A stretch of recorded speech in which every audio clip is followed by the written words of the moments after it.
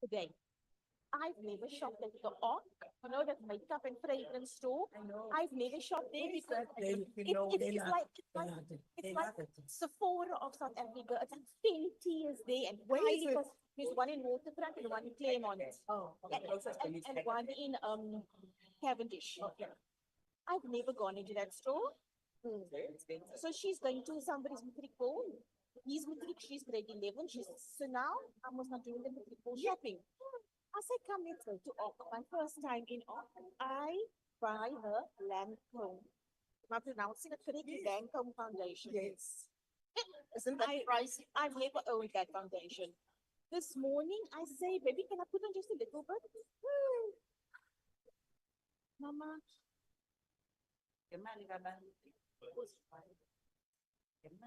John, but I'm like, I switch to a supposer and then I give all the cues. I can't allow myself to get there No, no, because no, then I'm going to become Elsie's river. Listen, my dear, at times the Elsa's river, the loction needs to come out. No, no. The loction needs to come out because I switched to my mom. And You too. Because this gentle. Hello, hello, hello, and the boyfriend hello, not my color and it's not your color. hello, He's that color, ne? And hello. pack your bags and go there. So we need to Is this how you speak to his mother? listen. Sissy, let's have coffee. Gin and 25. My mother never even used to talk, you just got to me. But I wasn't a policy team. Eden wasn't either. Eden wasn't either. It happened in December and it's like that kind of a switch. And now you need to manage yourself. It's this Because- kind of a switch overnight. Listen, my sister. Now you just need to manage yourself because she has mastered the art of flip. My best friend is Eden's biggest supporter and biggest fan. My best friend said to me, Abra, that child is manipulating you. Yes. Put your foot down now. Sit. Hence we say the Elsa's river needs to come out. Elsa's river needs to come out. Because the more you are suffer, the more you will take suffer. And once when the Elsa's and the loction comes out, they know that I give them all. Dad, fetch me at school at 5. Where's the Then I say, fetch me at school at 5. Please. Mama, it's auto.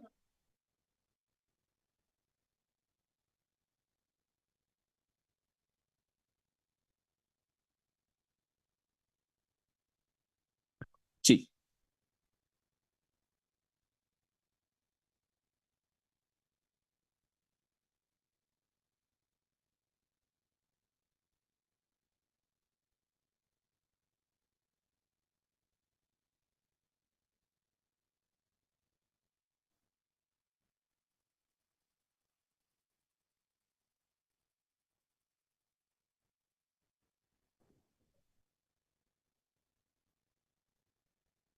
Welcome. Good morning.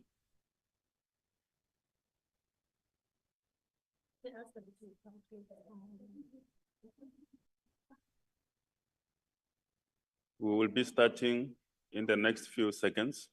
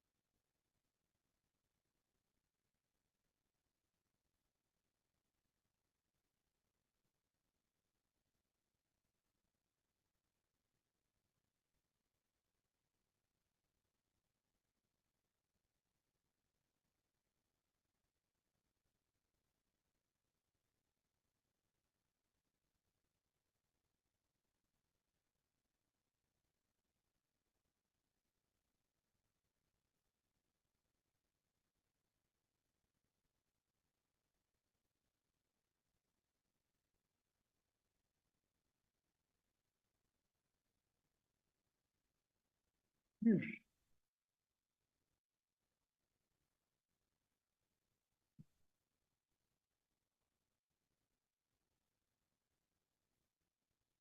there is dark, there is light.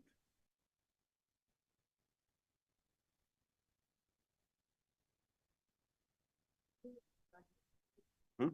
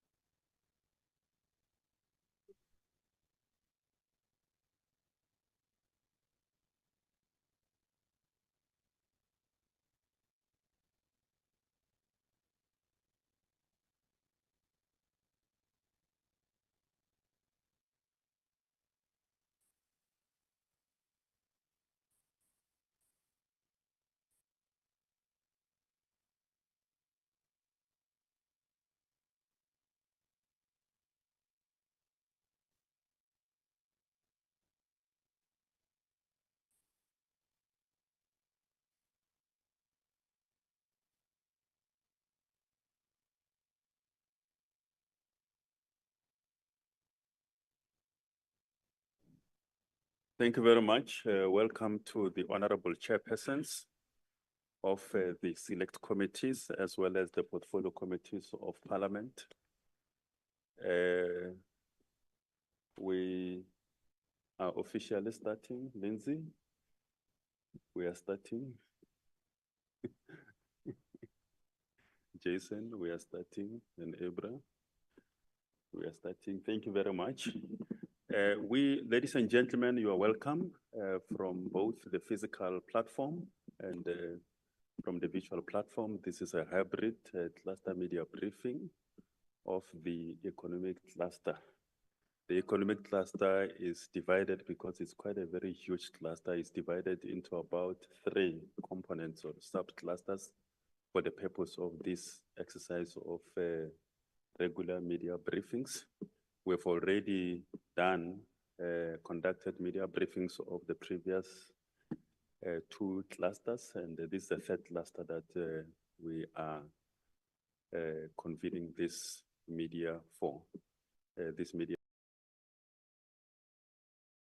We have, as we have always said, that during the 7th Parliament, one of the priorities is to deepen public accountability and openness and transparency in the work of Parliament and the work of the portfolio committees and the select committees or oversight committees of Parliament, which we often say are the engine that powers the business of the National Assembly and the National Council of Provinces.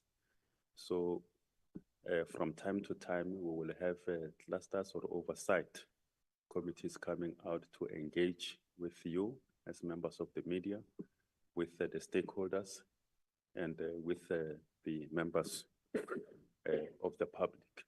For this economic cluster 3 media briefing, you will be briefed today by the 4 chairpersons.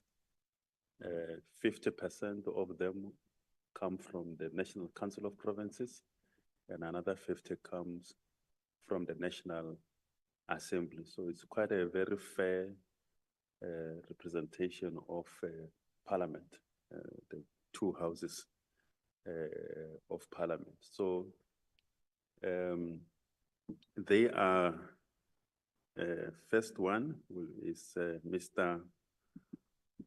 Mpumalanga KZN. He is the Honorable Chairperson for the Portfolio Committee on Land Reform and Rural Development. Honorable Masafa Godikale, the Chairperson for Portfolio Committee on Small Business Development. Also briefed by Honorable Mpumalanga. The other name, I think the other name that is put there is Bones. Mr. Bones Modise, the Honorable Chairperson for Select Committee on Agriculture, Land Reform and Mineral Resources. And then lastly, but definitely not the least, you will be briefed by Ms. Sonia Boshoff, the Honorable Chairperson for Select Committee on Economic Development and Trade. So she will in fact be the first one, Honorable Boshoff, who will do the presentation. Each of them will come on the podium to present and give highlights of the work that they are doing. And thereafter, we will take questions from both the media and the stakeholders, both on the physical platform and the virtual platform. Honorable Boshoff, thank you very much.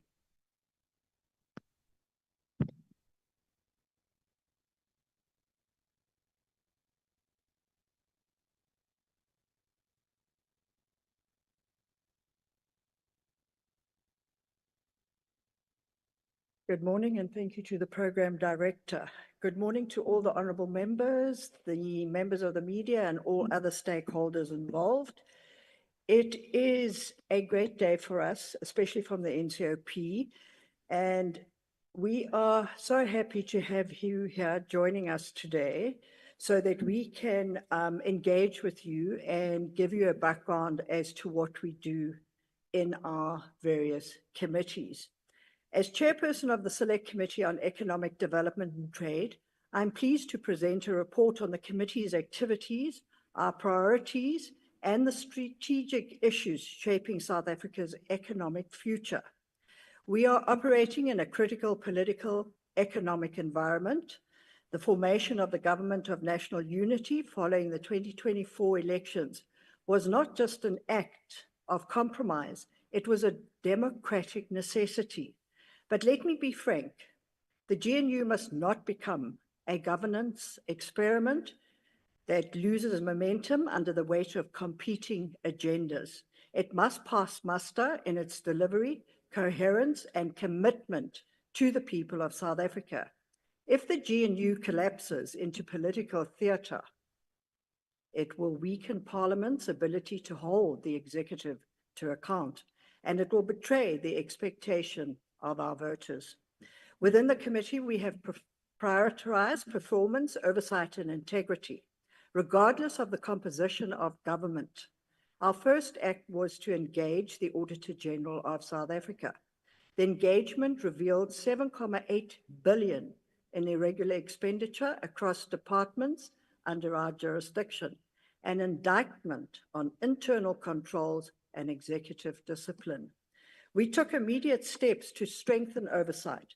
In October 2024, we led a joint oversight visiting the Thabo Mofokeng district in the Free State, where we assessed infrastructure rollout, tourism recovery plans, and local economic development projects.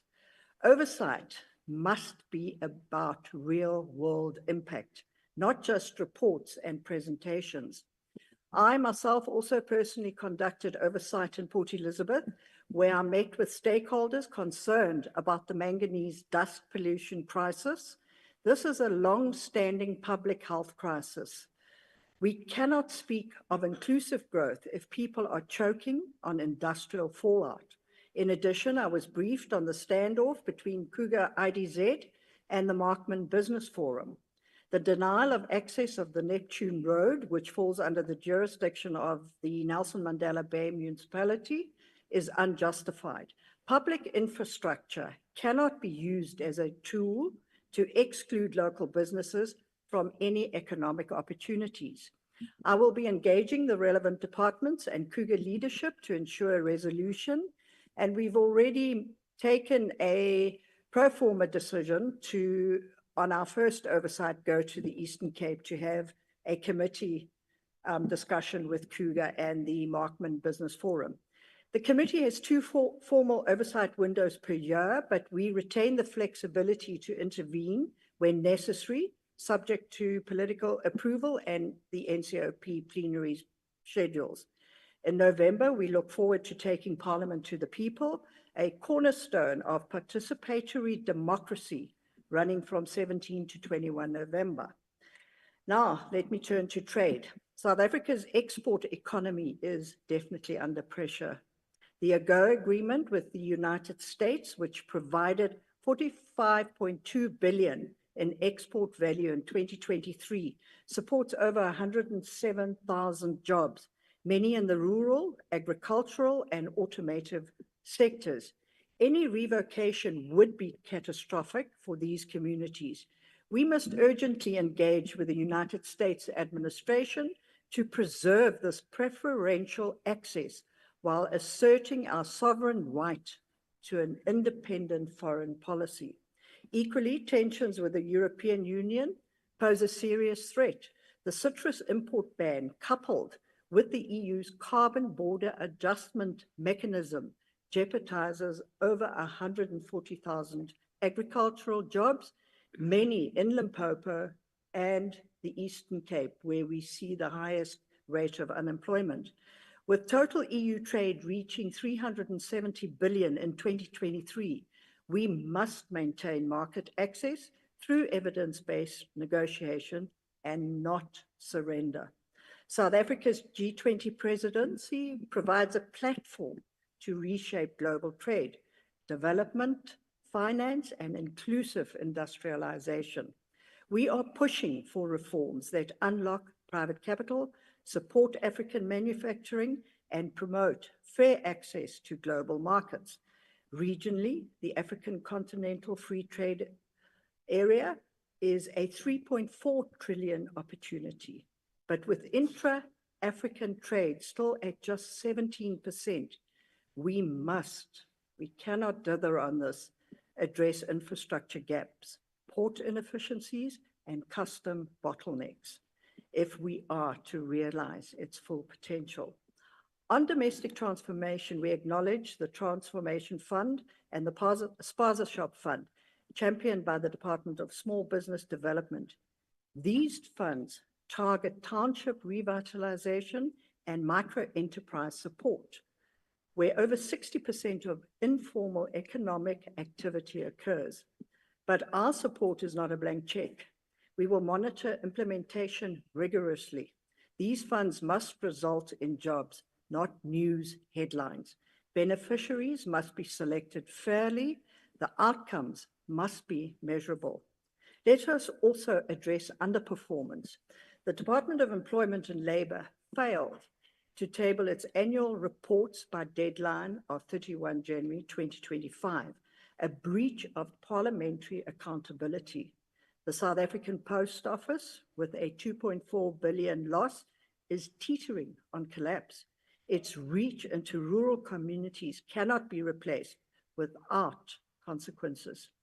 The SABC, saddled with 1.2 billion in debt, continues to suffer from weak leadership and unclear direction.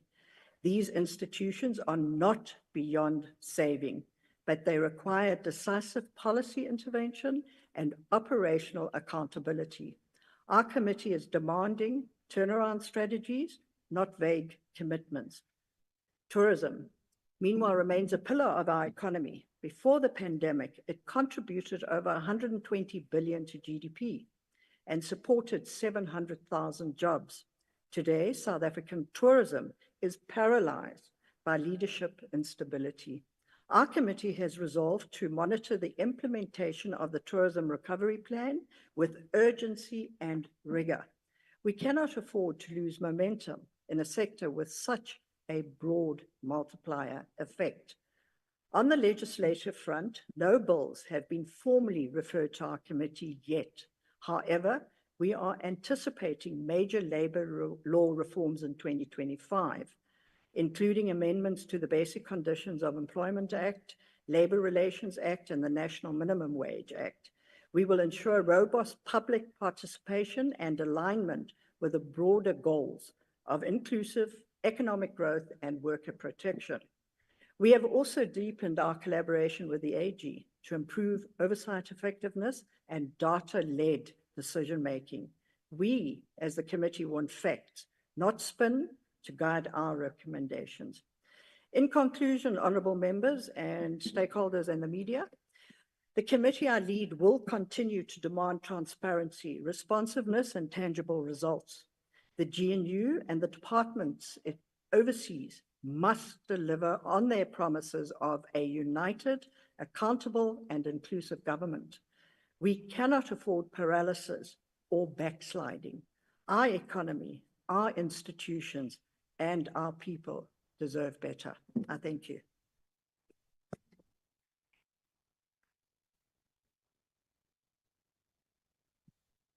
Thank you very much, Honorable Boshoff.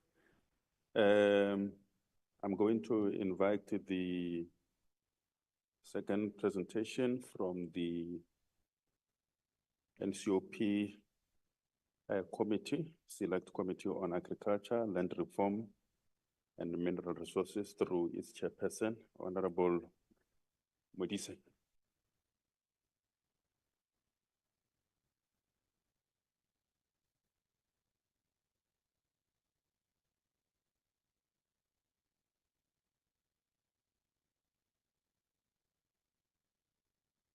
Unlike you, Mr. Mutapo, I don't know the protocol of media. So I don't know which media where do I start? Do I start with this one or that one? And then the next thing I'm in trouble. So I'm sure I'll be safe to say I stand on the protocol established by Member Boshoff so that it's not me who recognize media in order of priority or seniority. Honorable members, I'm going to present to you members of the media and those that because I'm told it's a hybrid. There are those that are locked in at various offices. The information and the functioning plus focus of the Select Committee on Agriculture, Land Reform, and Mineral Resources. At the present, the committee has a broad portfolio covering the following departments: mineral resource and energy, agriculture, land reform and rural development, forestry, fisheries, and an environment. And as of tomorrow, April the 1st, there are two departments that are going to be decoupled, and therefore they add two more departments that the committee must then oversee. And that will give us the mineral and resource, energy and electricity, agriculture, land reform and rural development, forestry, fisheries, and environment. Technically, that means that we've got 5 departments, we've got 5 conditional grants, we've got over 20 funded programs and over 20 state entities that we must oversee as a portfolio or as a select committee. And at the beginning of the 7th administration, the strategic committee plan therefore focused on 9 key focus areas, which are local government competency of departments within the committee portfolio, the development of ocean economy with specific focus on small-scale fishing policy and the development of aquaculture, green economy opportunities developed within the departments overseen by the committee, addressing biodiversity loss, the environmental impact on the mining sector, particularly on environment, agriculture, and land reform functions of government, benefits of mining developments to mine host towns and communities, electricity and energy sector, with particular focus on challenges with energy procurement and generation at provincial and local government. Farmer support and optimal use of agricultural land reform with particular focus on challenges experienced by the Community Property Association.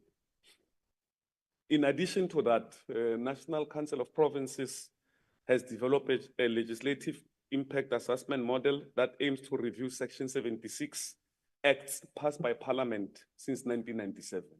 So you can imagine, on top of the work that we're doing, now the NCOP has passed this. So as a select committee, we now have to sit down and go through all the acts that have been passed by Parliament since 1997 in order to focus on what we believe should be attended to.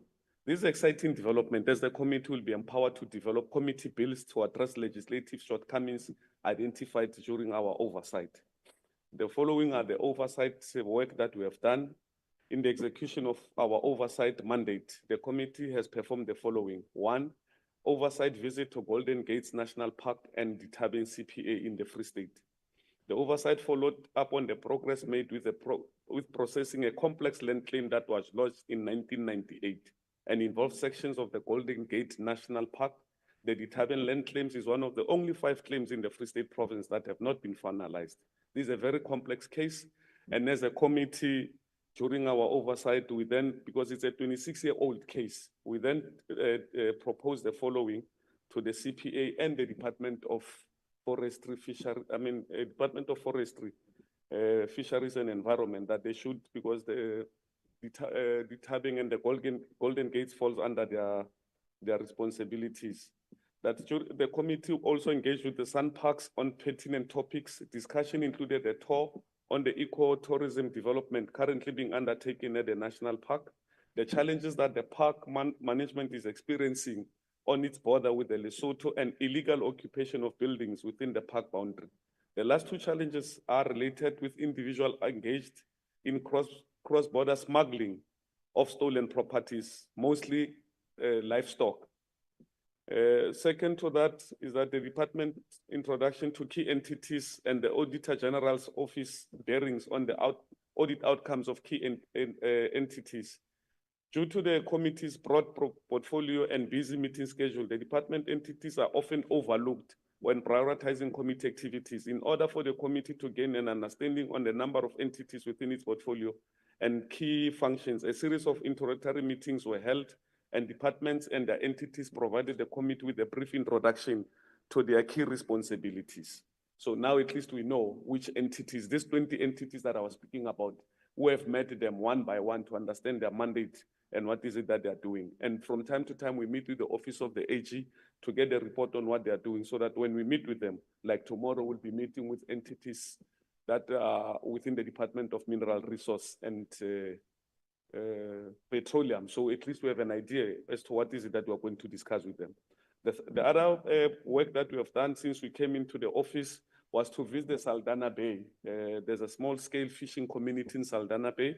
The committee embarked on the legislative process, review process, focusing on the challenges experienced by the West Coast and the Northern Cape small-scale fishers, but which will have a national relevance. The focus of the committee, after engaging with the fisher representative in Saldanha Bay during the December 2024, is on economic challenges facing the small-scale commercial fishing sector. The fishers highlighted their challenges with the implementation of the new small-scale fisheries policy of the Department of Forestry, Fisheries and Environment. At the core of the frustrations with the current allocation system is a lack of economic viability of many fishing cooperatives and the negative impact that it has on the socio-economic characteristics on many small coastal communities that used to be dependent heavily on the fishing value chain for their survival. We also did important conditional grants administered by the department. The committee reviewed the legacy report of the 6th administration and noted the administration of conditional grants allocated to the Department of Agriculture, Land Reform and Rural Development remains pertinent issue in need for further scrutiny and possible review. At the heart of concerns are repeated findings of regression in small-scale and subsistence farming activity by Stats SA in household survey and inconsistent performance of departmental outcome designed to drive commercialization of smallholder farmers. To date, the committee has received the introductory briefing from the department, and it has identified farmer support and optimal use of agricultural land as one of its key 9 oversight priority areas. The committee will track departmental objective with specific focus on infrastructure development for rural economic development with efficiency on farmer production, support units supported by departmental spending and market access for smallholder producer as part of the wider scrutiny of the impact of agricultural conditional grants. So, Tate Motapa, I will end here on this presentation. Thank you so much.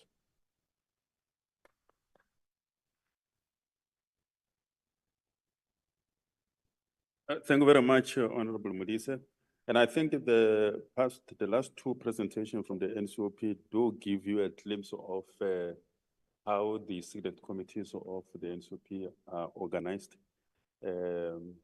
with each dealing with oversight over 2 or more departments. So it's quite a lot of work that is happening. But also, you will hear in the presentations that the update with regard to oversight visits, because Part of the 7th Parliament priorities has been to reorganize the work of the Parliament into 3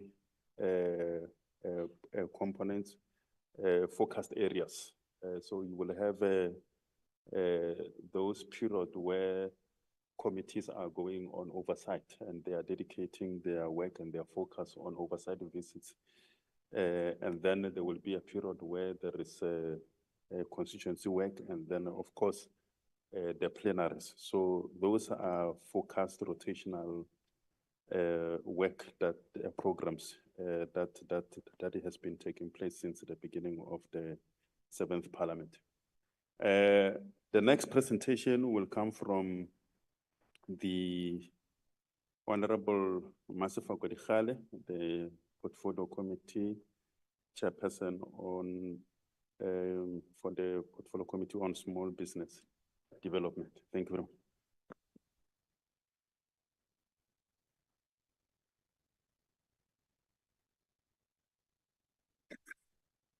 Thank you very much, Dr. Mtapo. Good morning to my co-chairpersons, the media and stakeholders. I have a request to make before I continue with my presentation. This is my maiden interview. I've never been a chairperson of committee, so I would want whoever's going to ask a question to be in my shoes just for that time. Thank you very much.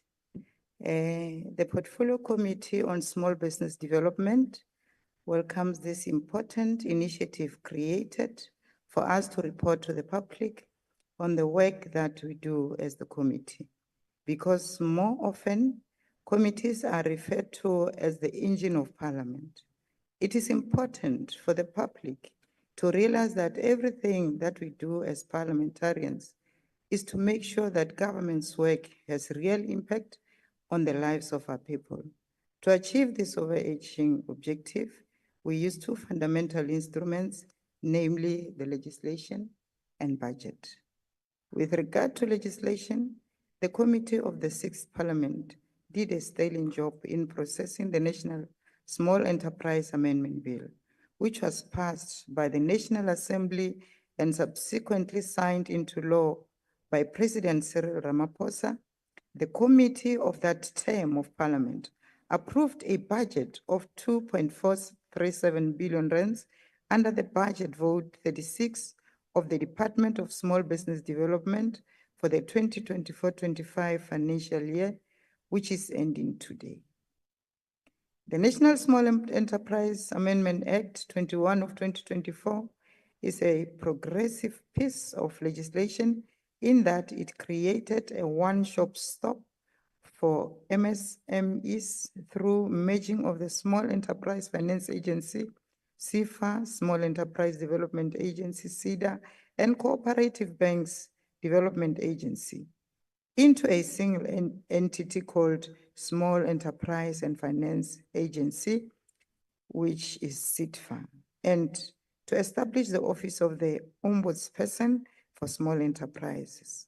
Ladies and gentlemen, the merger of CFA and SEDA to form SETFA was completed within 6 months after the National Small Enterprise Amendment Act was signed into law. As the committee, we are currently in the process of appointing the Ombudsperson for Small Enterprises. We have completed the shortlisting and are starting with the interviews tomorrow.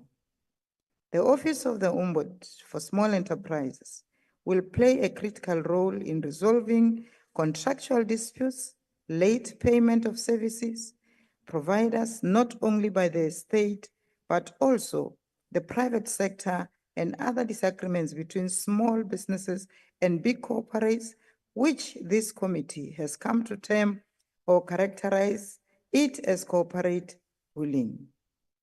The ombuds will have a direct impact, and cooperatives members who often write to the committee to complain about ill treatment by big corporates. It will also have multiplier effects on the inclusive economy and job creation. As we explained, that budget is one of the instruments to make an impact in the lives of our people. After passing it, our role as the committee is to follow the money dispersed to small business and cooperative beneficiaries by the department and entities. We do this by visiting beneficiaries on the ground during our oversight visits. We spent the whole of last week in Limpopo for our oversight visit. We visited small businesses and cooperatives that received financial and non-financial support from the department, SIFA and SIDA. Remember, SIFA and SIDA meshed to form SETFA. We covered Mopani region, Vembe, Capricorn, Sikukuni, and Waterberg district, municipalities in just 5 days. And this will be made by a report that will outline our observations and recommendations. What came out prominently was lack of access to the market, lack of access to credit, and lack of aftercare service. As the committee, we also take note at the lack of post-investment support, monitoring and evaluation of the programs.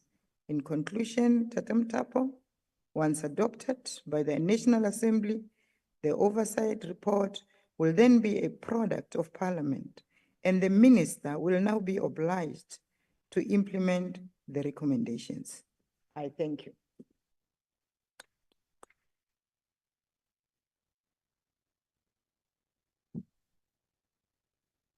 Thank you very much, Honorable Chair, for that maiden presentation. The last presentation, I must say all of them, they are giving their maiden presentations.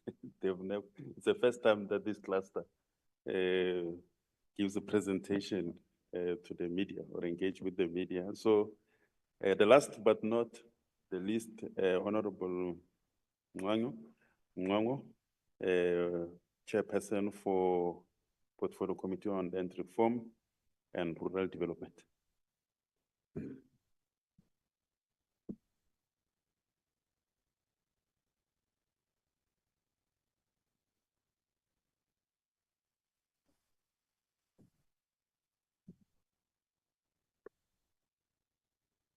Good morning, honorable colleagues, the chairpersons, and good morning to the media.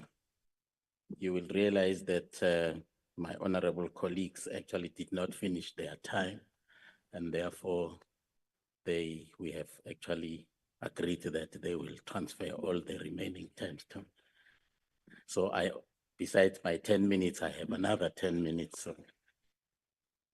Well, colleagues, the issue of land remains one of the most contentious and sometimes very emotive issue. And others actually prefer to describe it as a blot in our democracy at this point in time, because it remains, it has remained a very topical issue. So actually being the essence of our liberation struggle, the issue of land, and I hope now that there will be a national dialogue, maybe the issue of land will actually find its way on the agenda of that dialogue. But be that as it may, I do want to say that the Portfolio Committee on Land Reform and Rural Development is actually responsible for the entire land reform and rural development portfolio. It has entities also that it deals with: the Commission on Restitution of Land Rights, the Office of the Valuer General, Ingonyama Transport, and 2 trading accounts, that is the Agricultural Land Holding Account and the Deeds Registry Trading Account. 10 months into its 5-year tenure, the committee has had a number of engagements and interventions to advance parliamentary oversight and accountability, placing people at the center of its approach.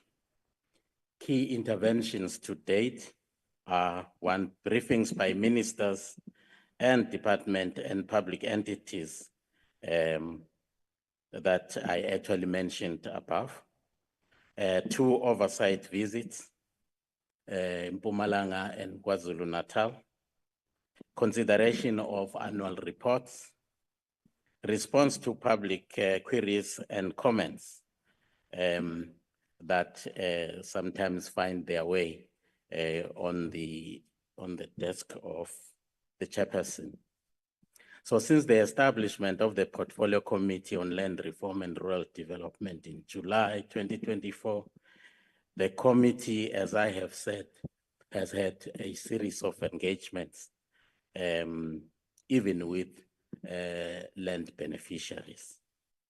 Over the last 10 months, the Portfolio Committee on Land Reform and Rural Development has visited Mpumalanga, and in Mpumalanga, we actually had a lot of experience on, the real experience of how the issue of land affects our people. And we went to KwaZulu-Natal. Again, we also visited in the main the Ingonyama Transport, but I will give an account on that later. The oversight visit specifically targeted support services provided to communal property associations, the processing of labor tenants applications, rural infrastructure development to support smallholder farmers, and in KwaZulu-Natal, as I have said, we specifically we conducted a fact-finding activity on the Ingonyama transport and explore possibilities of solutions to the governance challenges confronting the entity. On the issue of redistribution, a week ago, we had a discussion about the program of land redistribution under the proactive land acquisition strategy, which is managed through the agricultural land holding account.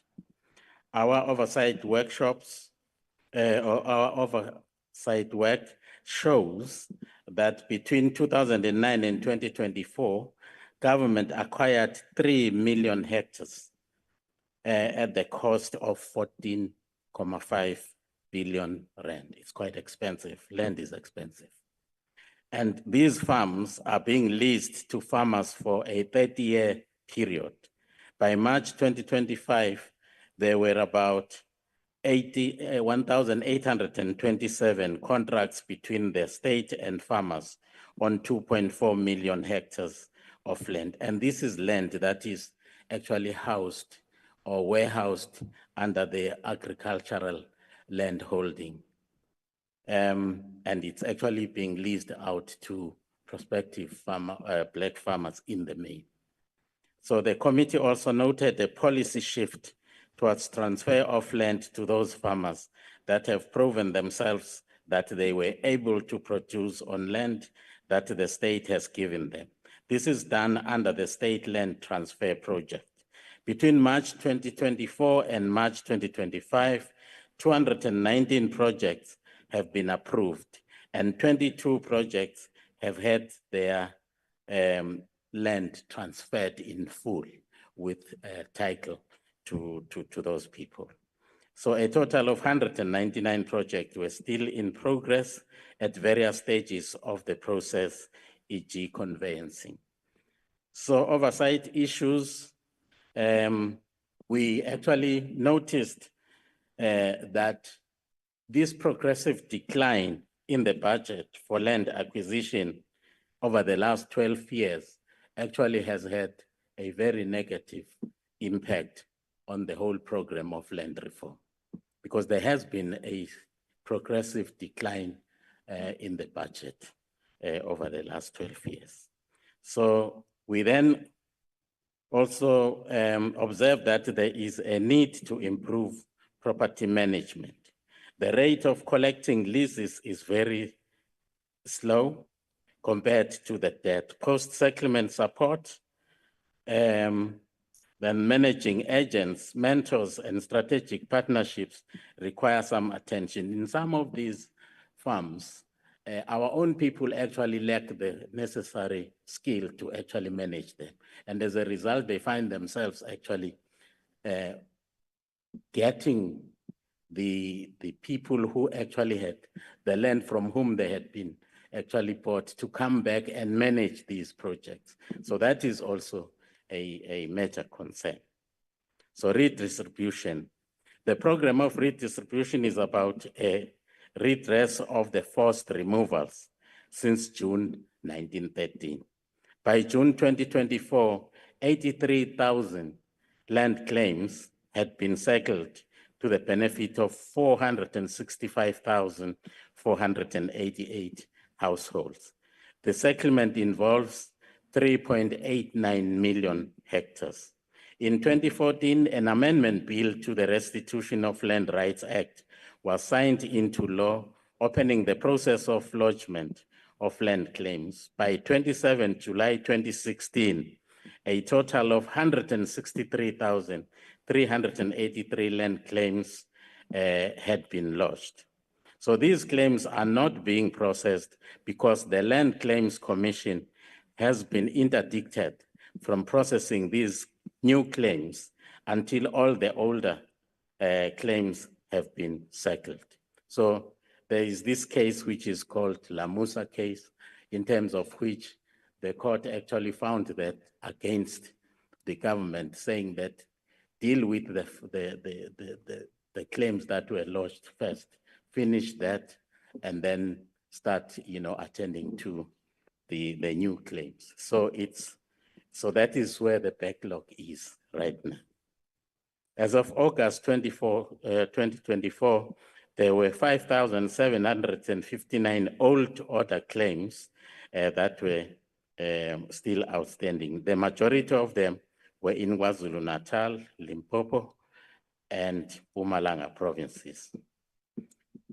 On the land tenure reform, one of the crucial programs that affect some of the most vulnerable people is tenure reform.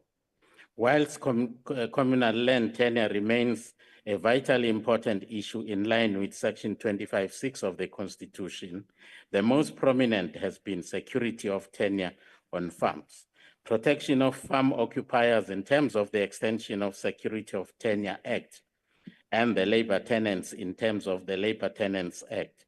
By 31 March 2001, the department had received 20,500 labor tenants applications. As of August 2024, 11,000 had been finalized, and with 9,000 which are still outstanding. On the communal property associations, by March 2024, there were 1,742 registered CPAs nationally.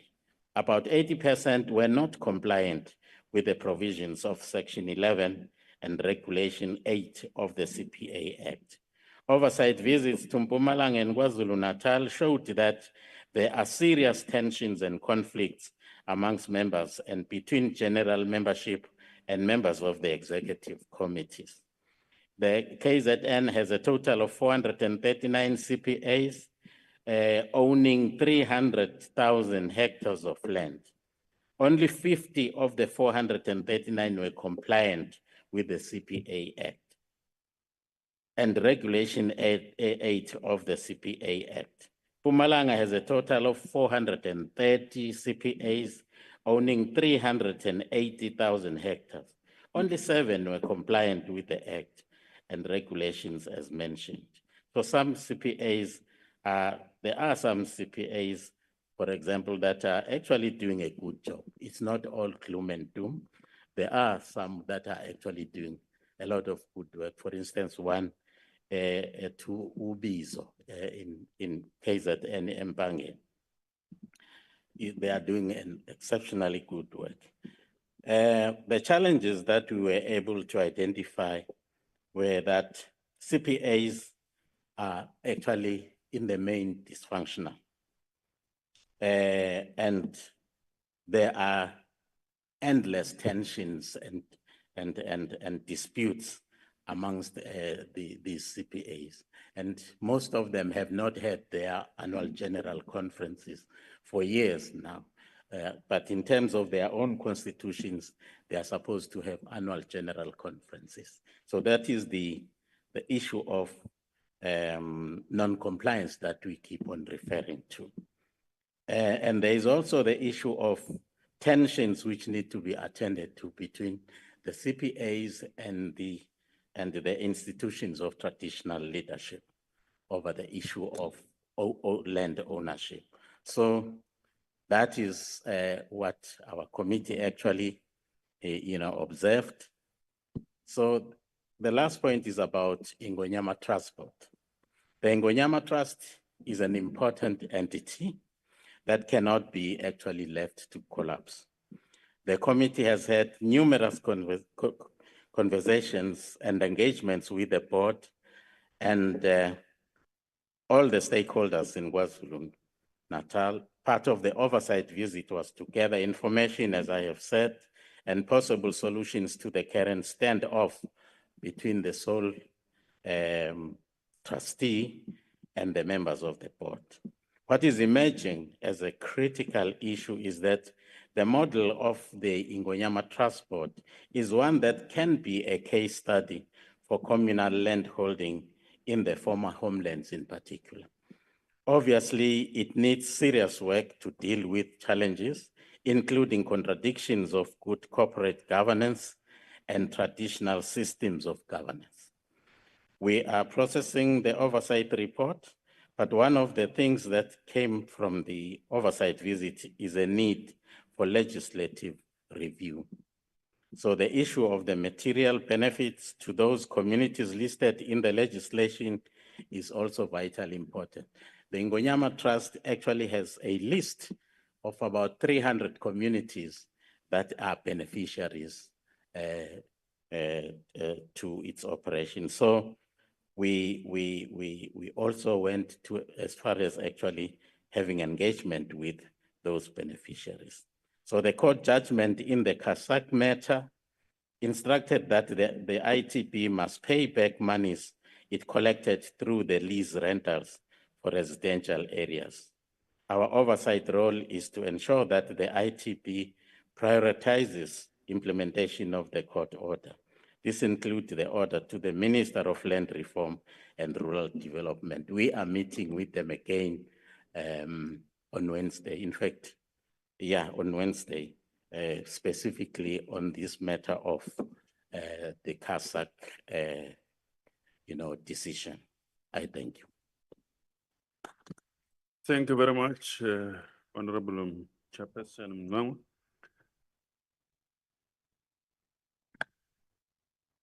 Thank you very much to all the chairpersons, Chairperson Dikhale, Chairperson Modise, Chairperson Boshoff, for your presentations. I'm going to ask you to bear with me. I know that I said that you may respond to the questions from the media from the comfort of your seat.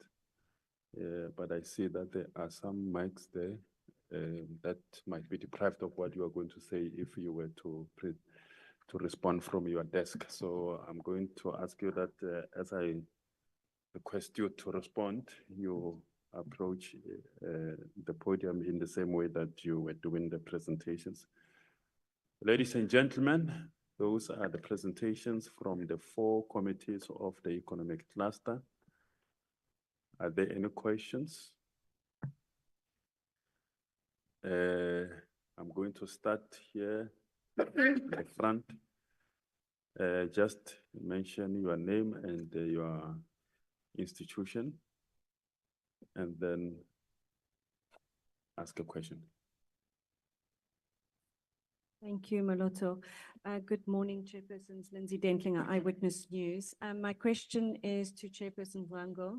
Some questions on the Ingonyama Trust Board. If you could just reflect further on that oversight visit. Are you satisfied with the interaction with the CEO and the submissions and explanation on the board suspensions? What's the response been from the ITB on the legal advice that you've received on the suspension powers that lie with the minister. And if you can just give us an update on what the status is of those suspensions, please. And then you did mention that you are planning to elaborate on that oversight. So do you plan to meet with the King again anytime soon? Thank you. Thank you very much, Lindsay. Next, Jason. Thank you. Good morning, Chairpersons. Jason Felix from News 24. I just have a question of clarification to Ms. Boshoff. You spoke of the USA and what is going on between South Africa and the USA at the moment, and you spoke about the I don't know if the word you used was friction or war or tensions between Europe, the European Union and South Africa. As far as I know, that relationship is at its best level so far. So were you referring to the tensions between the EU and the USA, or the impending tensions between the EU and the USA, or do you know of tensions between the EU and South Africa that we do not know of? Thank you. Thank you, Jason. The hand three. Oh, it was at the back. Yes. Good afternoon, Robin Pasensi from the Organization Undoing Tax Abuse. I have a general question. Maybe Mr. Matapo, this is something that you can answer. You mentioned that there are 3 pillars of Parliament's work. So committees going on oversight visits, the constituency leave period, and also plenaries and PC meetings. And we had the Honorable Chair of Small Business Development indicating that the oversight visit reports will be tabled at Parliament, which we think is an excellent move for oversight. But the question is, could you shed any light, or can you confirm whether constituency leave reports will also be tabled with Parliament?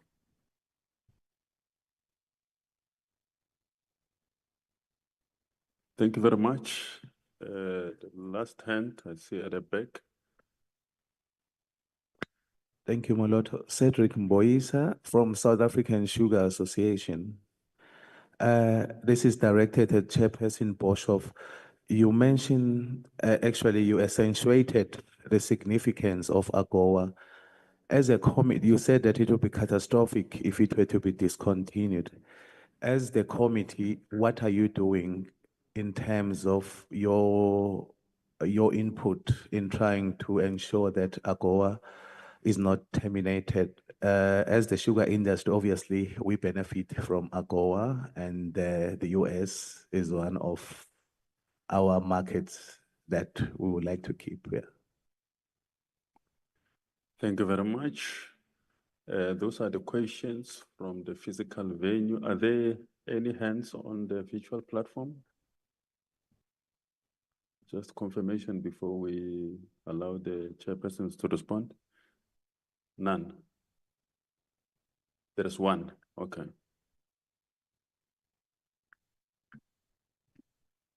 Good morning. There's a question from Pamela Singh.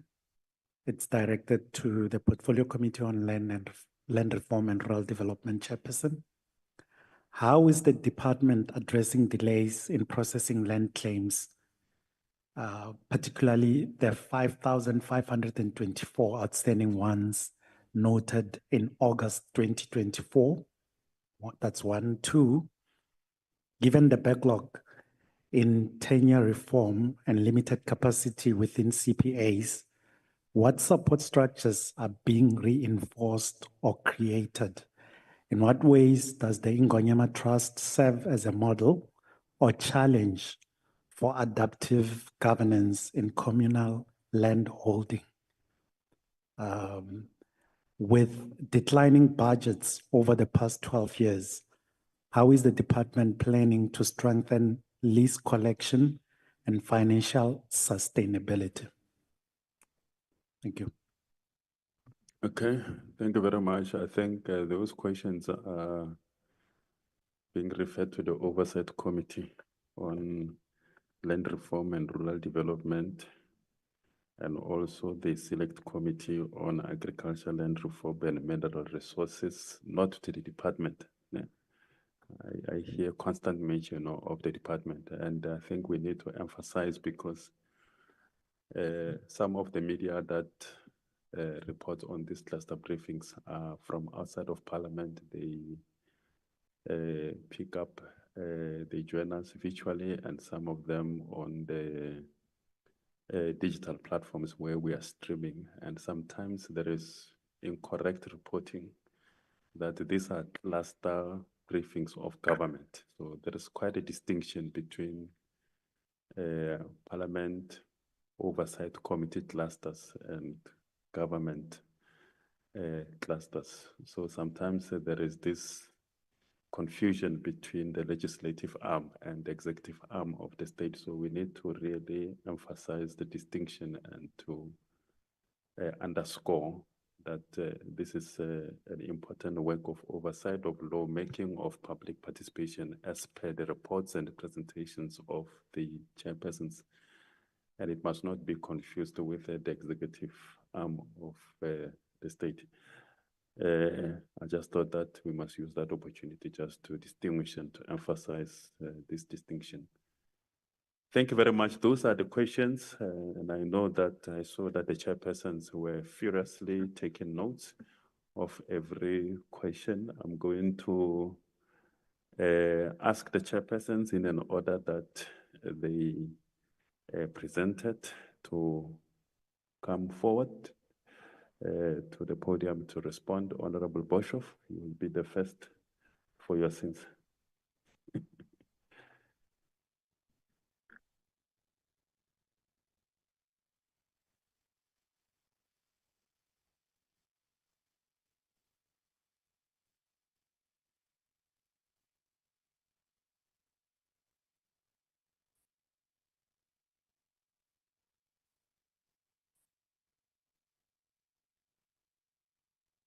Yeah, okay, thank you very much. Thank you for the questions, Mr. Felix and Mr. Moboyasu. Sorry, I grew up in the apartheid years. We didn't have the opportunity to learn your language, so please excuse me. If I may answer the questions simultaneously, because it speaks to the same thing. There are no tensions between the US and the EU. It's the possible tensions that exist with us in these agreements with AGOA and the EU. We've seen our government going to the United States to speak to them, but since February 2025, we haven't seen any engagements take place with the AGOA agreement. We've had a little feedback from the Minister Parks Tau on it, but not sufficient to give us the platform to be able to speak on the AGOA agreement. We've seen, if I may say, my party's contingent going abroad to speak as well, because the AGOA agreement and the EU agreement is crucial to South Africa, because there are many farmers, many trade and industries that could be impacted should this agreement not go through.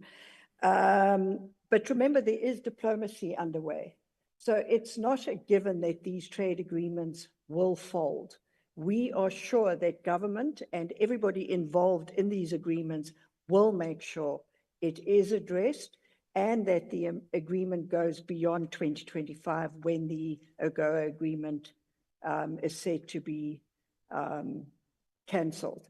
So from our side in the Select Committee on Economic Development and Trade, we don't have the insight as to the answers that the Portfolio Committee has on Department of Trade and Industry and Competition.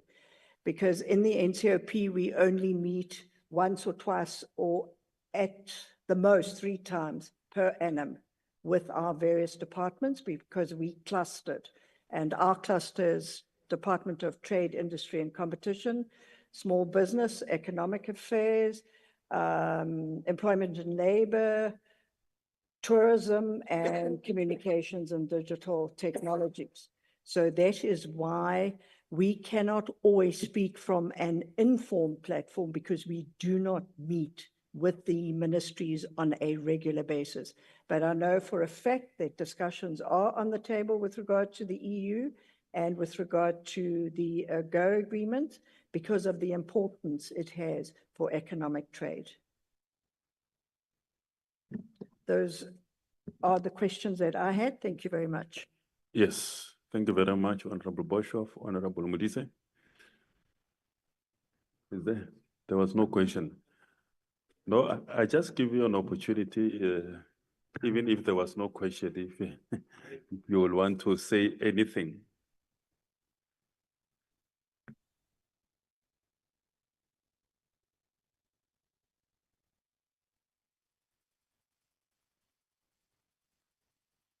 No, thank you, Mr. Mutapo. I think the question was more departmental from online platform than the work that we do as a select committee. But I think I should highlight one thing that we're going to need support from, especially from, I'm not sure whether it's NGOs or it's a sector on its own, the small scale fishing communities. We really need to reform the legislation around the small scale, especially if you take into consideration how the ocean economy has been designed. It is designed such that those who are in, especially when we're in the Saldanha Bay, the community there, you'll never survive with the allocation that has been given to small-scale fishing communities. And it's something that we're really looking into, we're zooming into it. And yes, ma'am, if I were to respond, what we are doing when we do the oversight work, once everything has been said and done and the committee has came back, went through the report, consolidated the report is presented in Parliament, whether in the National Assembly or in the NCOP, and there's what they call ATC. Or it's a process of Parliament where things are, if everything is listed on the ATC, you know that it's going to serve in the sitting. So reports are presented in Parliament when you come back from the constituency work. So it's not the word that I like, wasteful expenditure. So we don't do wasteful expenditure select committees. We go, we come back and we report, and the Parliament still has to adopt the report so that it's now official document of Parliament. But the point I'm making, Mr. Mutapo, is that on the small scale fishing communities, if we can get the support from those that are within that space so that we are able to do, so what we are currently doing, we're engaging with experts on the matter of the small scale fishing. I'm from Gauteng. We don't have an ocean in Gauteng. And the fish that we eat, and I was telling someone that since I came to Cape Town, I'm enjoying fish. I'm not a fish person, but I'm enjoying it because it tastes different from the fish that we eat in Gauteng. And when I asked this gentleman in one shop that I bought, he says, no, the problem is that here in Cape Town, we catch and then we sell. In Gauteng, we catch, we package, we transport. And then you're gonna eat it a week or two later. Then there's water that is there, the ice has dissolved, the fridge and all of that. Of course, you'll not eat quality fish, but I'm enjoying it. But the people that are catching these things are not benefiting from these things. You've got these big firms here that have got this big, you know, when you are from Gauteng, the best thing that we'll do was to go to KZN. Everyone wanted to go to Durban. It was the big holiday issue for us. And when you are in Durban, at night, you'll see those big ships or vessels parked somewhere there. So you never know whether they are coming or going. And only to now that I'm in Parliament, I've learned that no, they're busy fishing. When you see them there, they're making money. But our people are not in that space. Our people are still concentrating on tender, fighting for a tar road, a stop sign, who's going to do road markings and all of that. And there's money to be made through this fishing industry. And that's where we're trying to drive our people to concentrate on, to be able to buy these vessels and go and fish these lobsters and the crayfishes. And don't mind me, I'm learning this now. Now I know the names. I now can tell you what is a lobster. I know what's a crayfish, because before fish was a fish and that was it. But I've since learned that there's so much varieties of fishes. I've even learned that the fish can come deboned, you know, so you don't have to worry. So we're learning. So when we do these oversights, we're not doing them as a holiday mechanism of some sort. We go there and we go learn. I've been involved with the issues of the CPA. To me, it was, what is a CPA? Now I know. I can tell you that In the Northern Cape, there are issues with the CPA that we need to attend to. We are working on our schedule so that when we finally go to the Northern Cape, we know what we're going to do there. Because we have to do a background search, we have to do research. There's so much work that we do before we go on an oversight. So we don't do it for the sake of doing it. And what we did when we came, we said there was a parliament before us. So we're not going to behave as if there was no parliament before we came. There was parliament. What is the report of the sixth administration? What were the issues that are outstanding? What is it that we can take and move forward with? And what can we leave back and then bring new things? So some of these things are, like we said with the CPA in the Tabing, in the Malutia Pofung municipality, it's a 26-year-old case. We just came in, we were confronted with it. We could have easily said, no, it has nothing to do with us. Parliament has been in existence for almost 30 years. This thing is 26 years old. Why they did not attend to it all these years? But we took it and we attended to it. And I can tell you that from time to time, we check how far they are. The Saldanha Bay issue, it's very close to us because what we found there, and we said, if we could be able to come up with mechanisms that can assist in resolving the issue of Saldanha Bay, it technically means all the small-scale fishing communities around the coast, whether from Northern Cape all the way to KZN, will be able to use the same mechanism because the challenges will be the same. The allocation is for everyone. If they say to them, you cannot fish sardines to this value, it's for everyone. It's not only for the Saldanha Bay. If they are told that you can only fish Perlemoon at this particular time, it's for everyone. So we're trying to attend to all of these things. And I'm hoping, Mr. Mtapo, that members can understand that clearly this, the terminology is coming, you know, Perlemoon, crayfish, and so on and so forth. So, but yeah, this is where we are, and this is the work that we are doing. And we'll be very happy if we could have organized formations like sugar. You said from we are from sugar. Yeah, I don't know whether you call it sugar industry.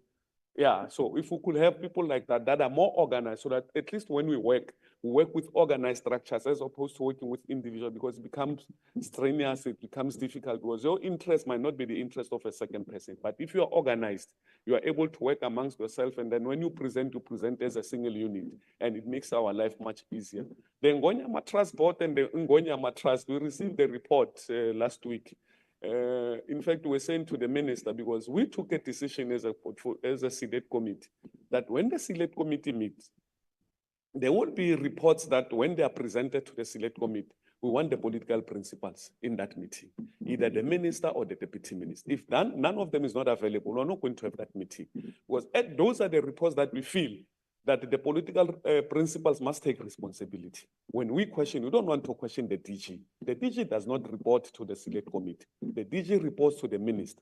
The minister reports to the select committee. So there are meetings where when we meet, we want the minister or the deputy minister to be in the meeting. So in the last meeting, we had the Minister of Land Reform and Rural Development, Minister Mzwanele Nyojo.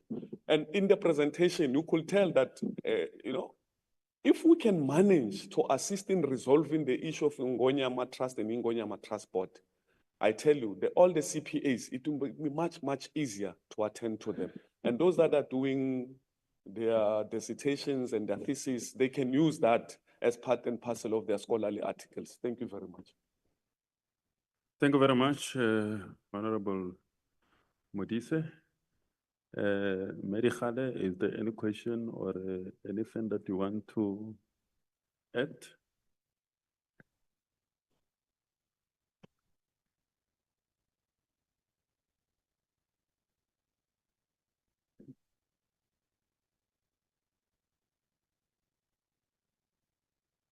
Thank you very much, Mr. Mulapo. The only thing that I can say is that I'm very happy that my presentation was well and understandable. Nobody had a question because it was clear and to the point.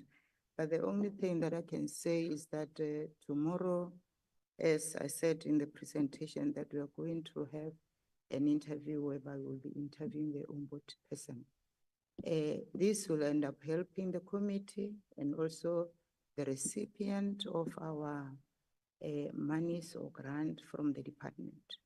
Normally, when we do our oversight visit, we had challenges that are facing the recipient, whereby they will raise them, and at the end of the day, as the committee because we don't investigate. We end up failing to assist them. And also, if I can give an example, as I say, this will assist the committee.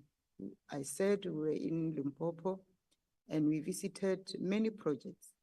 But in one of the projects that we visited, after our visit, we got a call that you visited a wrong person. For example, if I can cite the name, we went to the family of Mrs. Mpumalanga, and thereafter, after we suggested that we'll end up helping the lady with the project, when we arrived in Limpopo, in Polokwane, we had a call that these people took you guys to a wrong person.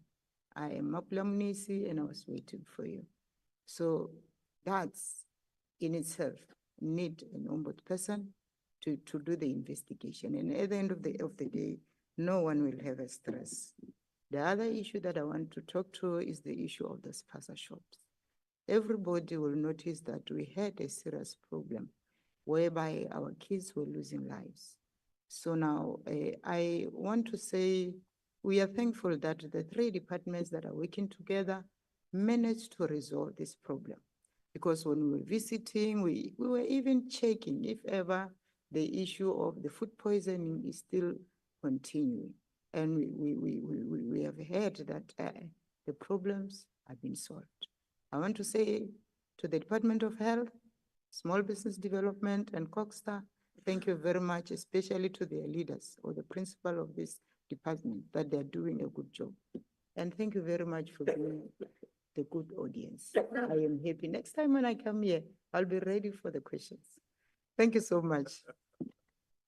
Thank you very much, Honorable Dikgale. Indeed, it is a very good reminder that the committee will be starting with the important process of interviewing for the candidates for the position of the ombudsman for the small enterprise. In terms of the act. So it's a very important position which has never been filled before. The last response from Honorable Ngoma.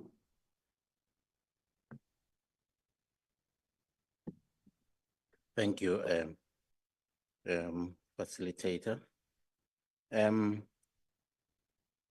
The first question was from Lindsay.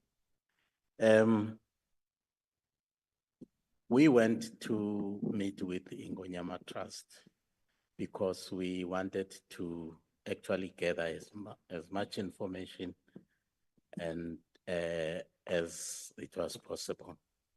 So in a way, we were on a fact-finding mission. So we were not there to actually, give judgment on any or against or for anyone.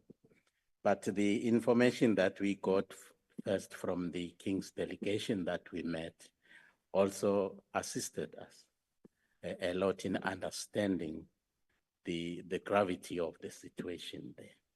And also we went on to meet with the CEO and the board. In fact, it was a meeting that took the entire day. The CEO actually gave us facts and figures on a number of issues. So I'm not sure whether one can actually discuss that now because we are still in the process of compiling a report on that. And we also have not had an opportunity to actually talk to the minister, meet with the minister, and actually interrogate some of the issues that actually came out from the CEO's report. But it was, in fact, very informative. I would say our meeting with the board and the King's delegation actually was very fruitful. The legal advice that we got before we went there, it was actually wanting to arm ourselves to understand fully the legal framework within which the board actually operates, so that we do not actually you know, shoot in the dark without knowing, as it were, what actually is the legal framework. So we went there knowing full well who is who in the zoo insofar as the legal framework is concerned.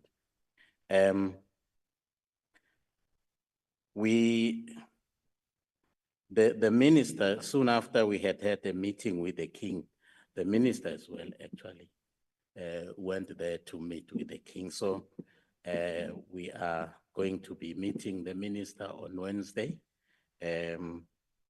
also getting also to understand his experiences after that meeting with the king. So until then, I think I would like to go as far as that until we actually have met with the minister and interrogate these issues. As a committee, though, we are definitely committed to ensuring that there is good governance within the Ingonyama Trust, and we are pulling every stop to ensure that the minister actually attends to some of the issues. So the board, as far as we are concerned, is still in office, and we are meeting with them on Wednesday. Regarding the questions from my colleagues over there about the outstanding claims as to what the department is actually going to do. Our role, as you know, is actually oversight over the operations of the department through the minister.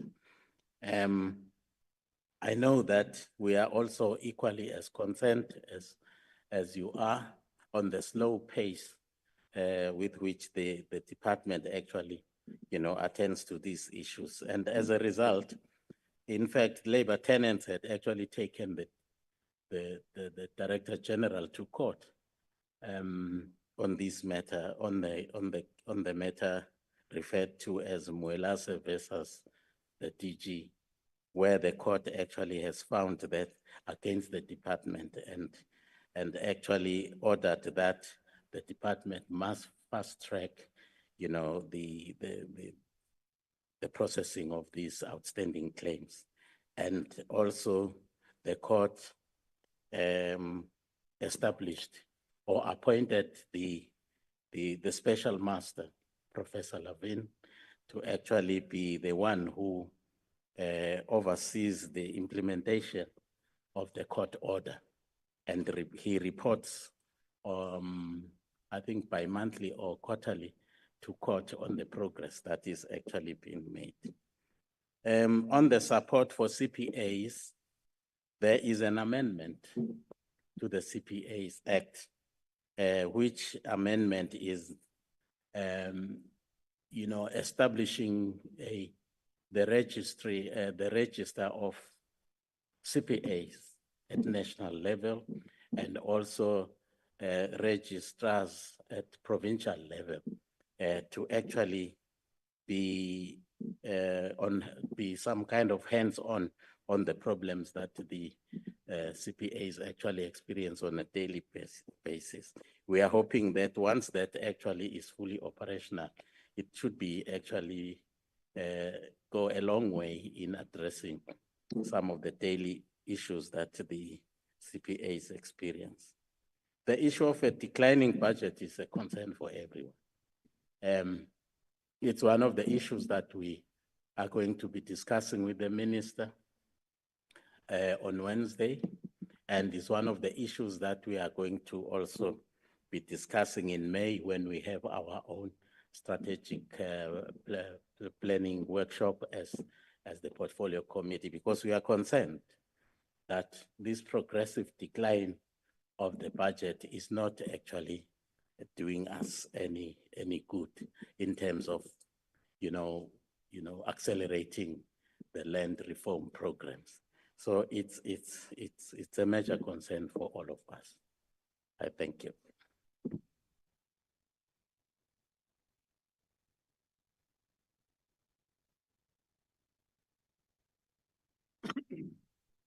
Thank you very much, Honorable Mnanga. I think the last question came from Pamela.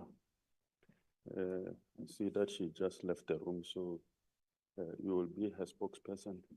You will report back to her, Dr. Fisher. Indeed, as we have said, that Parliament has sought to improve the quality of its work during this term of Parliament by reorganizing its program into weekly rotations for committee oversight, constituency engagement, and then as well as the plenary sittings to enable members to concentrate fully on each core function and to make an impact. So during the oversight weeks, you will have a situation whereby committees are able to conduct in-depth investigations and hold the executive accountable. And then during constituency weeks, that program is intended to enable meaningful and direct engagement with communities and the constituencies of those members. And of course, during plenary sittings of both houses, that those sittings then are intended to be informed by oversight findings and constituency service delivery issues, which and also focus on lawmaking. So unlike your committee oversight, which are conducted in groups of committee membership, and also their plenary sittings because they are collective, it's a collective work. Constituency work is individualized. So it is conducted by members individually through their constituency offices, which are spread the length and breadth of South Africa. So there is no expectation for reports in that regard. But what happens is that the honorable members will, as part of conducting their constituency work, use that information for oversight and possibly lawmaking. So they will come back from those constituency programs armed with information and concerns, report of concerns from various communities. And then what they will do, they will, where there are issues for intervention by departments or the executive arm of the state, they will then, through their oversight functions as members of parliament, pose written questions to the ministers, pose oral questions during those designated sittings. They will even use that information for probing and conducting inquiries through the oversight committee meetings to those specific members. There are also statements that are read and are presented by members in the houses. There are motions. There are also those sittings that we call mini plenaries, which debate various topics and focus on various topics. So a member of parliament can sponsor those topics for those plenary sittings on the basis of information and concerns derived from the constituency engagement. So there is quite a wide range of, there's also issues that can be elevated through petitions so that they are addressed. So there is quite a lot of a wide array of mechanisms that the members of parliament use as part of their oversight responsibility to ensure that those issues that they get from various through engagement with various communities do not die, but they are actually elevated for accountability by the members of the executive. Some of them, they don't even need to be elevated to the members of the executive at the national level. The role of a constituency is to facilitate interventions even at that community level to engage with the relevant councillor, the relevant district mayor, the relevant MMC, or local government or provincial government. So there are quite a lot of mechanisms that members are using in order to bring attention and to resolve issues of service delivery that occurs in the various communities. I think also in closing, if there's no any other question from the, or there are still other questions. Just also to abuse this opportunity to also announce that the Speaker of the National Assembly will be leading a high-level multi-party delegation to the session of the IPU, the Interparliamentary Union. The Interparliamentary Union is a United Nations of Parliaments. It is constituted of over 190 parliaments across the globe, and it sits twice a year. The first session will be in April or March, and the second one will be October. So that is one of the key international engagement that parliaments of the world conduct annually.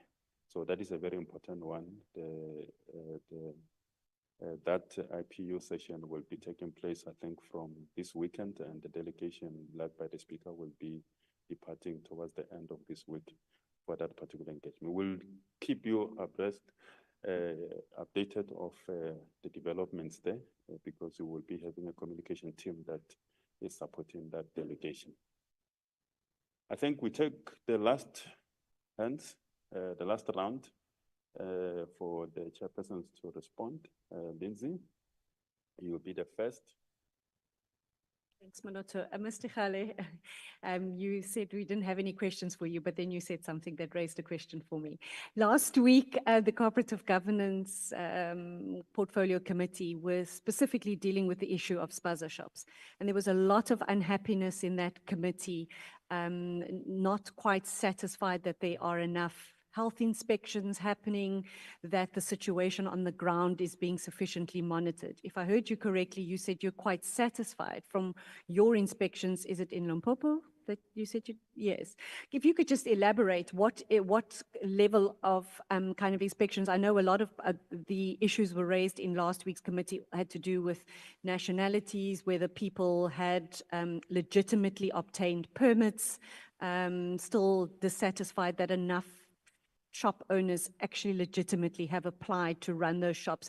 What has been your finding on the ground last week in terms of the legitimacy of the shops, of how they are being run, and whether the business owners legitimately have the documentation to run them? And also just regards the health inspection, as I don't know if you took it that far in terms of questioning whether sufficient inspections are being done to ensure that especially those that sell food are meeting required standards. Thank you. Yeah, no, Honorable Dekhala, I think essentially what Lindsay is saying, she's saying that you asked for it. You provoked that question. Okay, I take the blame. There was a second hand there. Yes. Thank you, Chairperson. Good morning. My name is Egan Dumany. I'm an entrepreneur from the Lenkwa Group. I actually have 3 questions. The topics is not actually related to each other, but I'm also representing other people as well.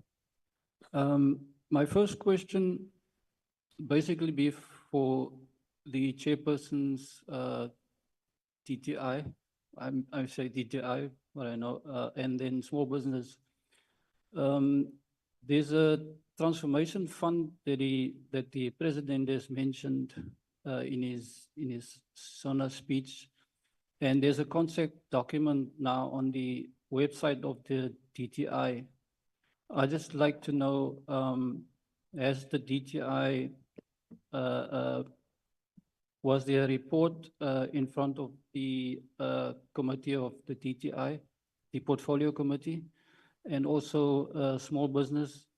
And what is the committee's opinion on the transformation fund? My second question is, as I've said, is not related. The parliament usually say is the parliament of the people. But I feel, and my fellow citizens, my fellow Khoisan leader here, John Olivier, they feel that there's a disconnection between parliament and the people. And you've mentioned very eloquently, and in all portfolio committees that I've attended in terms of land reform, the Nkonyama Trust is always a discussion, and you've mentioned it here. But there's also other nations like the First Nation, the Khoisan Nation that is struggling. There's people at Knoffokskraal in Grabouw that is struggling. They've occupied land in 2021 in Grabouw in Knoffokskraal, but they lack sanitation services, etc. And 10 kilometers away is a informal settlement, and they have all the services. But here you have Knoffokskraal, which is ancestral land, which the Khoisan claim as ancestral land, but they do not enjoy the services that an informal settlement enjoys. So, and then also in Paternoster, there's issues. So there should be a better bridge between the people and Parliament. The other question is, in terms of farm dwellers, the Minister of Land Reform, Minister Nyonso, is doing a very good job in just to mention it. You've announced a moratorium on evictions of farm dwellers. Chairperson of Land Reform, what kind of support? Does he have your support in terms of that moratorium? Thank you very much. Thanks so much. Mine is very quick. It's for Mr. Mwangu. In regards to the land claims, I see that you've said you've done oversights. Have you done any oversights here in the Western Cape? Because I know as a claimant of Crawford land claims, the claimants are actually struggling with the land. They have the land now for 7 years, given by the land department, but there was not given any funds or any help to develop it. And I see they're going to developers, and they are now asking for developers to assist them. They might lose half of their land because of the help. Is there oversight visit done in the Western Cape?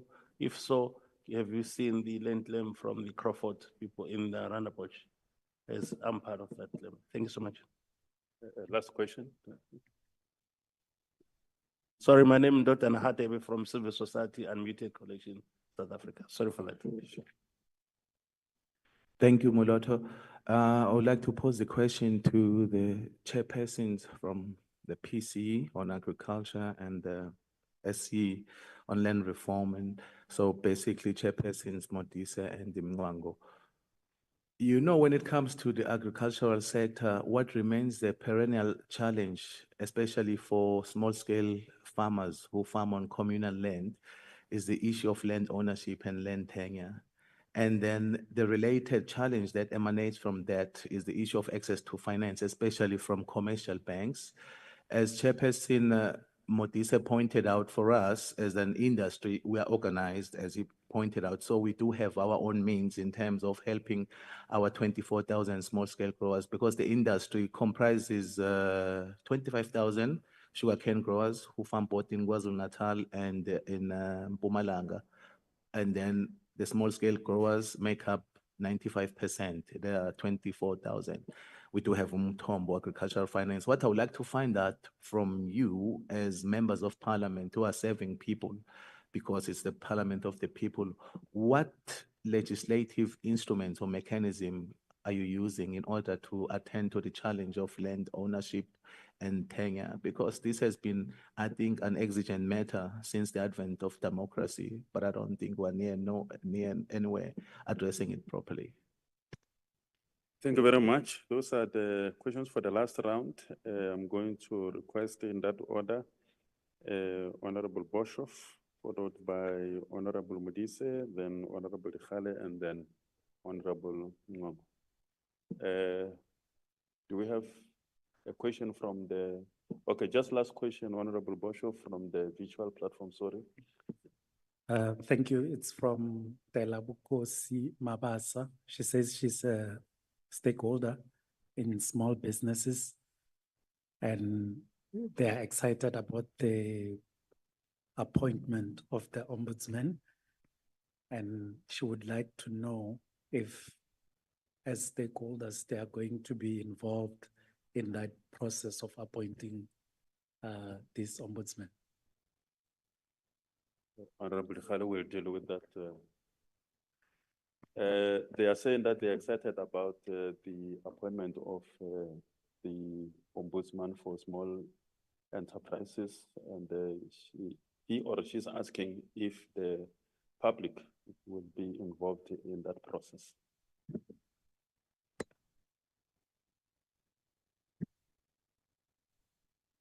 Okay, with regard to the Transformation Fund, the concept document has been before the Portfolio Committee, but not before the Select Committee.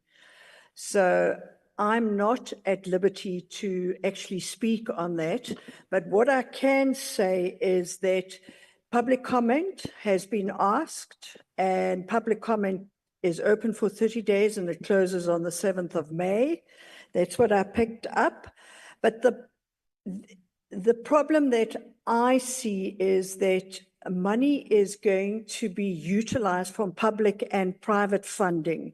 If you listen to my SONA speech on the transformation, you'll understand exactly where I come from, serving in Parliament on the platform from the DA. We must also remember that the 100 billion is going to be used to empower the previously disadvantaged. But there are many gaps. I've read the concept document, but I cannot speak on it because I haven't engaged the minister on it. And my feeling is that another fund will not speak to empowering our people out there. We must look at what is out there to ensure there's economic growth. A fund will not institute economic growth, and it could also just lead to further financial wastages. But as soon as we, as the Committee of Economic Development and Trade, have discussed it fully with the Minister, then I'll be open for questions on this fund. Thank you, Program Director.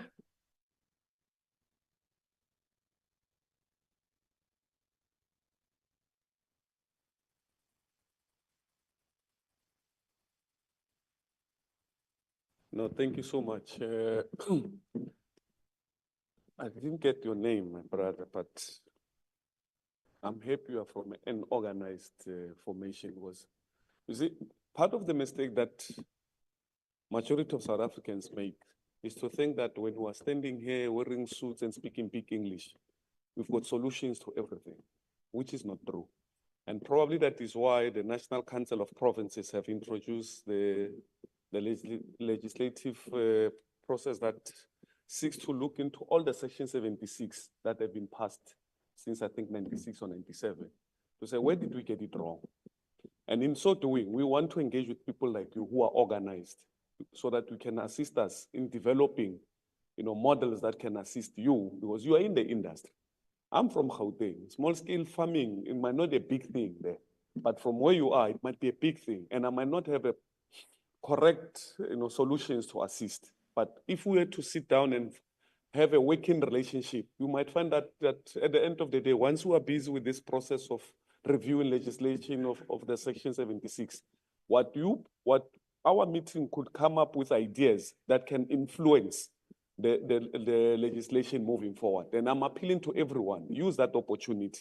If you work as an individual, your work might not suffice. But if you work as a collective, it's much easy to come and say, this is what we want to do. How best can you help us? And when you ask us, how best can you help you? You must also say, we believe that this is a possible way of you helping us. Because we sit here and we take decisions that affect you, but we don't know what is your view. And when we bring these decisions to you, they don't find synergy. They find it difficult to resolve your issues because it's not what you need at the time that we come to you. So our view, our approach is that let's have a working relationship so that when we do these oversights, because they are scheduled, you don't just wake up and do them. There's a period in Parliament where NCOP is out there doing oversights and so on and so forth. And when that time comes, we might take a decision to come here in the Western Cape and do an oversight in the Western Cape in terms of the land claims. Because now we have an information about what you are saying. We did not have it. And you might be sitting as, but Parliament is not for the people because we didn't come to you. We can't come to you when we don't know. Now that we know, when we live here, we'll exchange. Mr. Bao will be in contact with you so that we see how best can this thing that you are raising, is it within the legislative? Is it something that is within our responsibilities, and how best can we assist? If it's not with us, who is best placed to assist you? And then we engage on your behalf, because my view is that people must use, especially the committees, you must use the committees to fight for you. You must not look at committees and think that you see government. We are not government. We are here to hold government accountable and use us to hold government accountable. If you want to hold the minister accountable, use us so that we can hold the minister accountable. When you see us, don't see an extension of a president or an extension of the minister. They must account. And you are there to help us to make sure that these people account. But if you are not there, if we don't have a working relationship, it might be very, very difficult. The issue of the land, the community that has put a claim about 7 years ago, I made an example here. We went to the Free State in Kwak. We dealt with a case that is 26 years old. You can imagine a case of 26-year-old. Now, if there's a case of people that have claimed the land for the past 7 years, nothing has happened. Who are here? Who are saying, when we live here, so that next time when you come and say, these ones, Mr. Mutap, we came here, we spoke to them, up until today, nothing has happened. And I always like using the Saldanha Bay because they came to us, the fishing community of Saldanha Bay, through Honorable Member Farmer. They came to us, we went to them. As we speak now, the decision of the NCOP to review the Section 76 legislation comes at a time that we're already busy with what the Saldanha Bay small fishing community raised with us. So these are the type of engagement that I like, where we work with people that are organized. It's much easier. I don't know how best can I say this so that you can understand the importance of coming together. You know, if you are a unit, you'll hear when Mr. Mwango speaks on the Ingonyama Trust and Ingonyama Trust Board, because those are the two distinct issues as well. There's an Ingonyama Trust and there's an Ingonyama Trust Board. They've got issues now, but that they need to be resolved.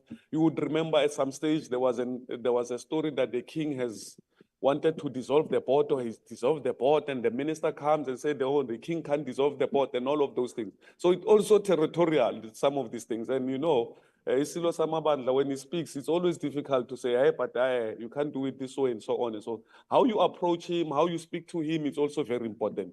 But the call I'm making, when we live here, all of you, including those that you work with, tell them, if they are organized, it makes our work much easier. And we are not here representing minister. We are not representing any minister here. We need you to help us to hold them accountable. So if they came to a community meeting at some stage and they make those undertakings in that community meeting, and up until today nothing has happened, tell us.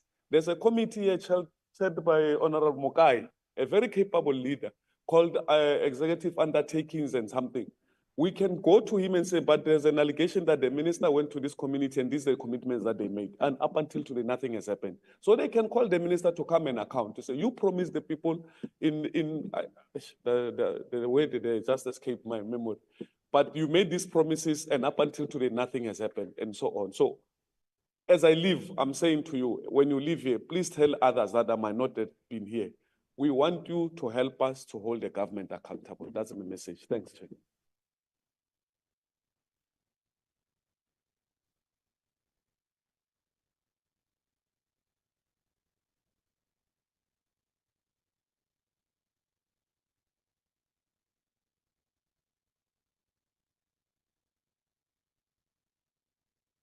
Thank you very much. I will start with your question, sir. When the Department of Small Business Development was formed, it was never given the transformation fund. So the public have been involved through nominating candidates as specified in the advertisement that ran in the month of February.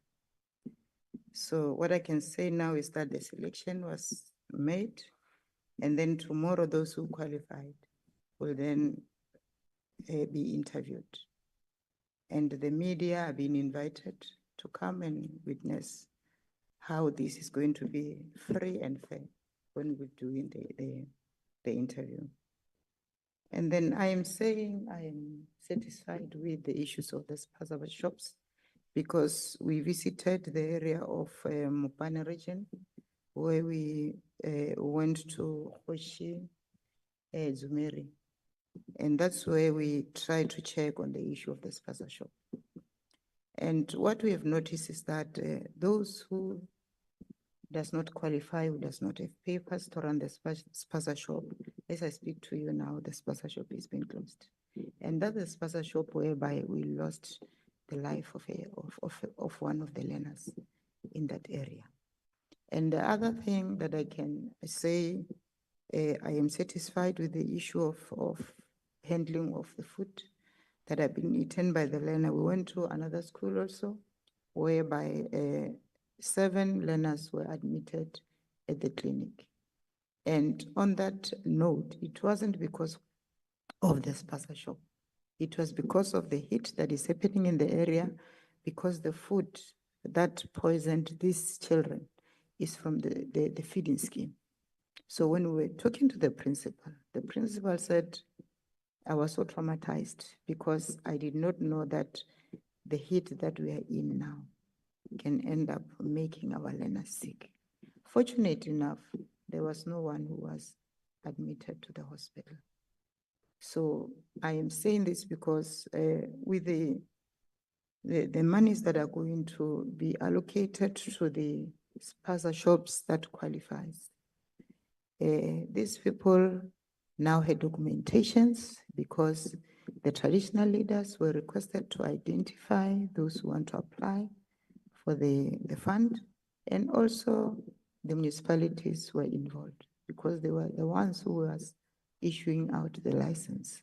So at the moment, if you don't have the real documentation, you won't be able to form part of being those who are going to receive the funds. And I'm sure that where we went, all is well. Thank you so much.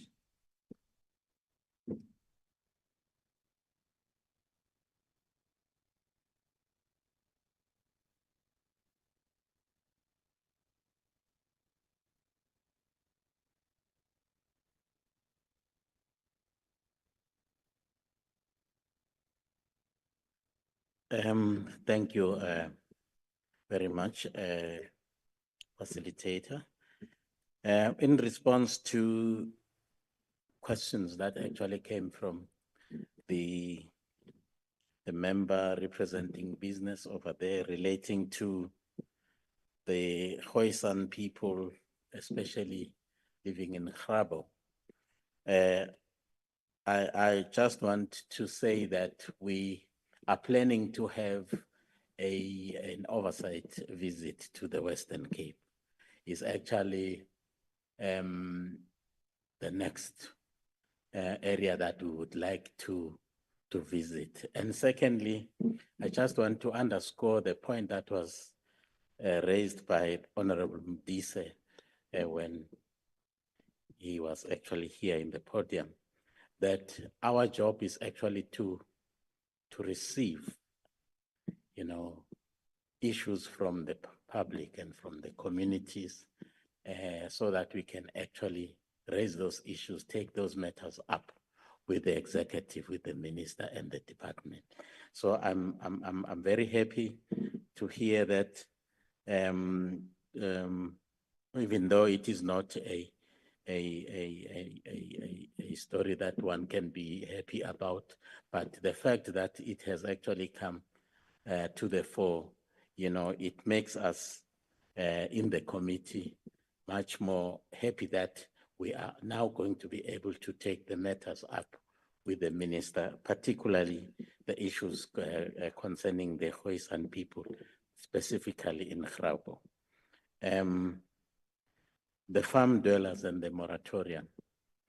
When we visited Mpumalanga, we were really very disappointed to find out that there were still illegal evictions taking place in that particular area. The case in point here is the Nkambule family in Mpumalanga, who are actually living under constant, violation of their rights, to an extent that at some point, the farm owner actually burnt down one of their houses and burnt down even the vehicle that was standing on the, on the yard, refusing them, water supply, even refusing installation of electricity in that particular family. So, and that is completely illegal. And as a response, we quickly summoned the SAPS to find out exactly what they are doing about those violations of the rights of the Nkambule family. And we even went to an extent of meeting with the South African Legal Aid Board, because we felt that those people actually need to be assisted to take these matters to court. And very soon we are also going to be meeting with the South African Human Rights Commission, because we feel that the rights of that family actually are being violated. So those are the issues that we are actually, seized with at this point in time. So the issue of the moratorium, we just want a permanent stop of this thing. It must stop. You can't just be evicting people, illegally, because they are protected by the Constitution. Section 25 of the Constitution actually protects even farm workers and farm dwellers, because they've been there for years. They've been there even for generations. So they cannot be shunted around at will. So we are saying that we will actually be visiting the Western Cape for oversight.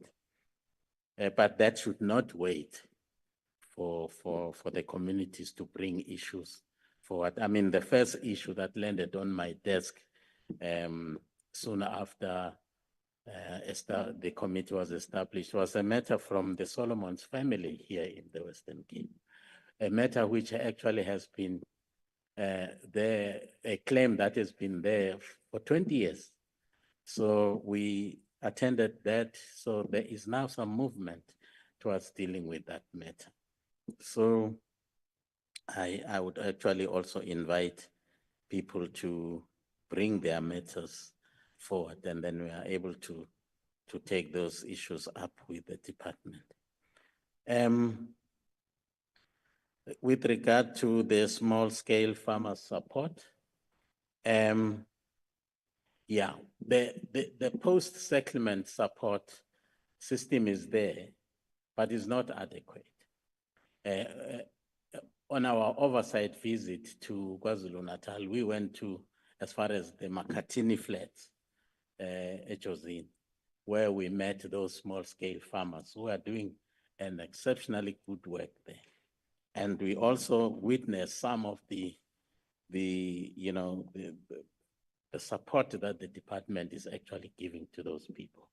There are cotton, growers there, and there are huge machines there to actually process their cottons, machines that actually have been provided by the department. And also there is a talk and a plan to establish a sugar mill in that part of the world. The department has actually made commitment, and that is one reason why we also chose to go and meet with those farmers there, because in the report, it came out that the previous minister had made an undertaking that she would assist those people, establish a sugar mill there. So there is post-settlement support, but of course, the issue of budget also remains a problem. But we are also looking at a situation where those farmers should be able to ultimately have their title over the land they are working on, so that they may have access to capital. So we are pushing hard for that eventuality. So we are happy that the minister actually also has the same view as the committee insofar as this matter is concerned. Yeah, thank you.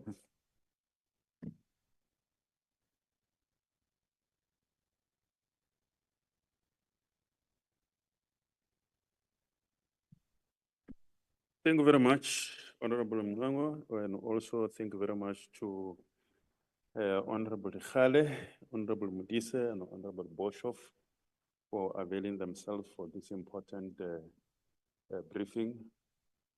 We have come to the end of the briefing. No more round. We've taken 2 rounds. And I think if there is any further engagement, the chairpersons are here. They are not going to immediately rush away. You can engage with them.